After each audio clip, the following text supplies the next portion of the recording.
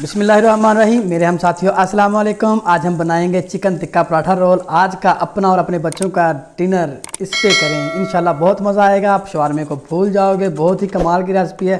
आएँ जी बनाना स्टार्ट करते हैं। सबसे पहले मैंने ऑयल लगाकर मैदा गूंदा हुआ था, मैंने उसको हम बेल लेंगे अच्छी तरह। उसके ऊपर मैंने बटर लगा दिया, आप घी भी लगा सकते हैं। तो अब हम उसकी लेयरिंग करके उसको फोल्ड करके अब हम इसको थोड़ी देर के लिए रेस्ट के लिए रख देंगे। साथ ही अपना चिकन तैयार कर लेंगे। चिकन मैंने क्यूब लिया, उसमें साल्ट डाल दिया, रेड चिली क्रश हो गई, जिंजर गार्लिक का पेस्ट हो गया। आप इसमें सिरका विनेगर भी इस्तेमाल कर सकते हैं, ऑयल भी। तो अब हमने इसको अच्छी तरह मिक्स करके एक पैन में इसको हम पकाएंगे।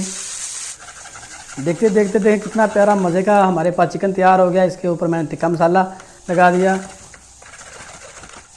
तो माशाल्लाह ये हमारा चिकन रेडी हो चुका है। अब हम बढ़ते हैं अपने पराठों की तरफ। हम इसको सॉफ्टली रख के अपने पराठों को बेल लेंगे।